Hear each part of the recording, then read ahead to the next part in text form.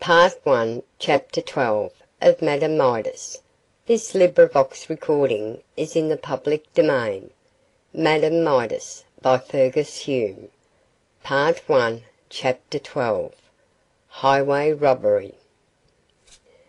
Dinner at Mr. Marchurst's house was not a particularly exhilarating affair.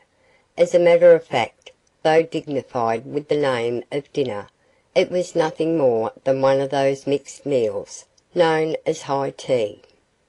Vandeloup knew this, and having a strong aversion to the miscellaneous collection of victuals which appeared on Mr. Marchurst's table, he dined at Craig's Hotel, where he had a nice little dinner, and drank a pint bottle of champagne in order to thoroughly enjoy himself. Madame Midas also had a dislike to tea dinners, but, being a guest, of course, had to take what was going, and she, Kitty, and Mr. Marchurst were the only people present at the festive board. At last Mr. Marchurst finished, and delivered a long address of thanks to heaven for the good food they had enjoyed, which good food, being heavy and badly cooked, was warranted to give them all indigestion and turn their praying to cursing. In fact, what with strong tea, hurried meals, and no exercise, Mr. Marchurst used to pass an awful time with the nightmare, and although he was accustomed to look upon nightmares as visions, they were due more to dyspepsia than inspiration. After dinner Madame sat and talked with Marchurst, but Kitty went outside into the warm darkness of the summer night, and tried to pierce the gloom to see if her lover was coming. She was rewarded, for M. Vandeloup came up about 8:30, having met Pierre as arranged. Pierre had found out Villiers in his hiding place, and was watching him while Villiers watched the house. Being therefore quite easy in his mind that things were going smoothly, Vandeloup came up to the porch where Kitty was eagerly waiting for him, and taking her in his arms kissed her tenderly. Then, after assuring himself that Madame was safe with Marchurst, he put his arm round Kitty's waist, and they walked up and down the path with the warm wind blowing in their faces, and the perfume of the wattle blossoms permeating the drowsy air. And yet while he was walking up and down, talking lover-like nonsense to the pretty girl by his side, Vandeloup knew that Villiers was watching the house far off with evil eyes, and he also knew that Pierre was watching Villiers with all the insatiable desire of a wild beast for blood. The moon rose, a great shield of silver, and all the ground was strewn with the aerial shadows of the trees. The wind sighed through the branches of the wattles, and made their golden blossoms tremble in the moonlight, while hand in hand the lovers strolled down the path or over the short dry grass. Far away in the distance they heard a woman singing, and the high sweet voice floated softly towards them through the clear air. Suddenly they heard the noise of a chair being pushed back inside the house, and knew that Madame was getting ready to go. They moved simultaneously towards the door, but in the porch Gaston paused for a moment, and caught Kitty by the arm. "Bebe," he whispered softly, "when Madame is gone I am going down the hill to Ballarat, so you will walk with me a little way, will you not?"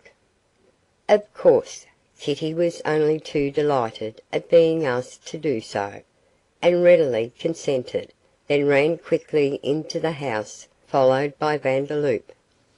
"You here?" cried Madame in surprise, pausing for a moment in the act of putting on her bonnet. "Why are you not at the theatre?" "I am going, Madame," replied Gaston calmly, "but I thought I would come in order to assist you to put the nugget in the trap." "Oh, Mr. Marchurst would have done that," said Madame, much gratified at Vandeloup's attention. "I'm sorry you should miss your evening's pleasure for that."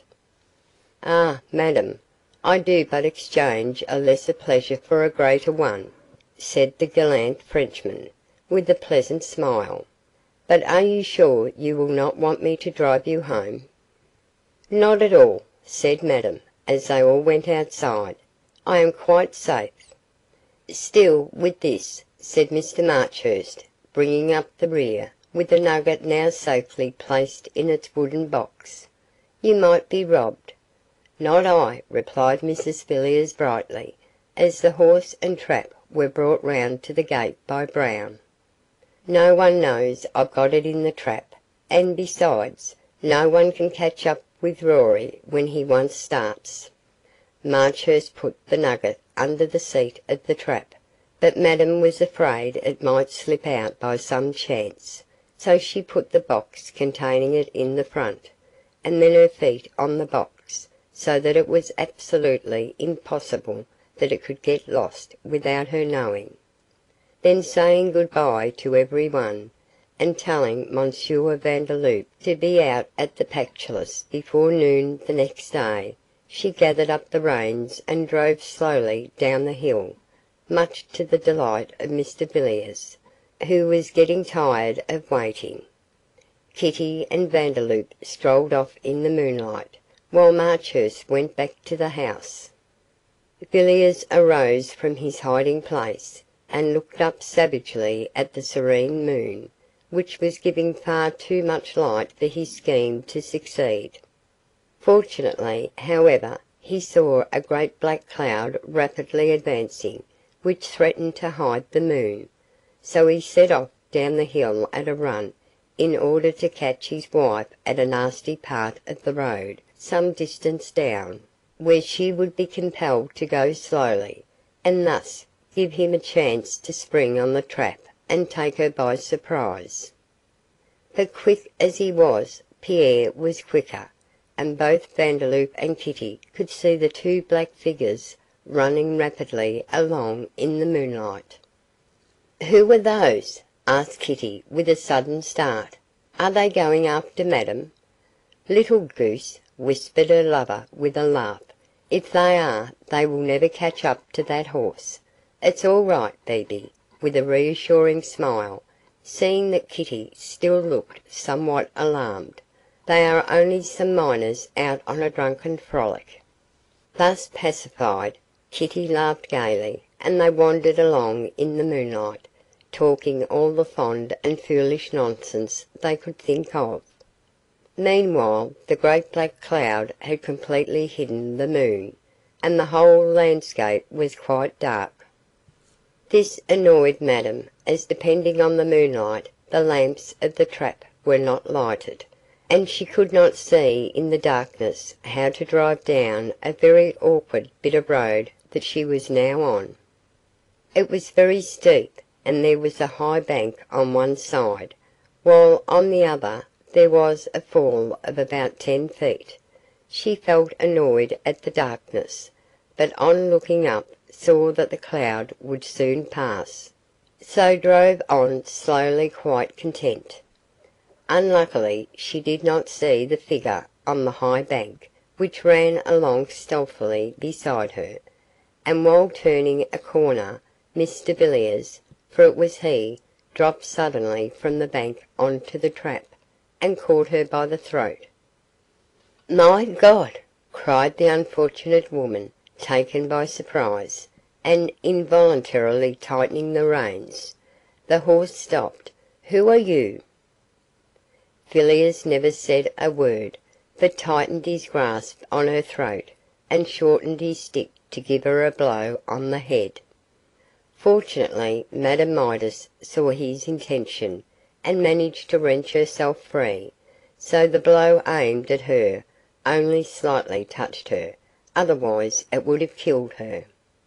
As it was, however, she fell forward half stunned, and Villiers, hurriedly dropping his stick, bent down and seized the box which he felt under his feet, and intuitively guessed contained the nugget. With a cry of triumph he hurled it out onto the road, and sprang out after it, but the cry woke his wife from the semi-stupor in which she had fallen. Her head felt dizzy and heavy from the blow, but still she had her senses about her, and the moon bursting out from behind a cloud rendered the night as clear as day. Villiers had picked up the box and was standing on the edge of the bank, just about to leave. The unhappy woman recognised her husband and uttered a cry. You!" she shrieked wildly. "Coward, dastard! Give me back that nugget," leaning out of the trap in her eagerness. "I'll see you damned first," retorted Villiers, who, now that he was recognised, was utterly reckless as to the result. "We're quits now, my lady," and he turned to go. Maddened with anger and disgust, his wife snatched up the stick he had dropped, and struck him on the head as he took a step forward. With a stifled cry he staggered and fell over the embankment, still clutching the box in his arms. Madame let the stick fall, and fell back fainting on the seat of the trap, while the horse, startled by the noise, tore down the road at a mad gallop. Madame Midas lay in a dead faint for some time, and when she came to herself she was still in the trap, and Rory was calmly trotting along the road home. At the foot of the hill the horse, knowing every inch of the way, had settled down into his steady trot for the Pactolus, but when Madame grasped the situation, she marvelled to herself how she had escaped being dashed to pieces in that mad gallop down the Black Hill. Her head felt painful from the effects of the blows she had received, but her one thought was to get home to Archie and Selina, so gathering up the reins she sent Rory along as quickly as she could. When she drove up to the gate Archie and Selina were both out to receive her, and when the former went to lift her off the trap he gave a cry of horror at seeing her dishevelled appearance and the blood on her face. "God save us!" he cried, lifting her down. "What's come to ye, and where's the nugget?" seeing it was not in the trap. "Lost," she said, in a stupor, feeling her head swimming, "but there's worse." "Worse?" echoed Selina and Archie, who were both standing looking terrified at one another. "Yes," said Mrs Villiers in a hollow whisper, leaning forward and grasping Archie's coat. "I've killed my husband," and without another word she fell fainting to the ground. At the same time Vandeloup and Pierre walked into the bar at the Wattle Tree Hotel, and each had a glass of brandy, after which Pierre went to his bed, and Vandeloup, humming a gay song, turned on his heel and went to the theatre. End of Part 1, Chapter 12.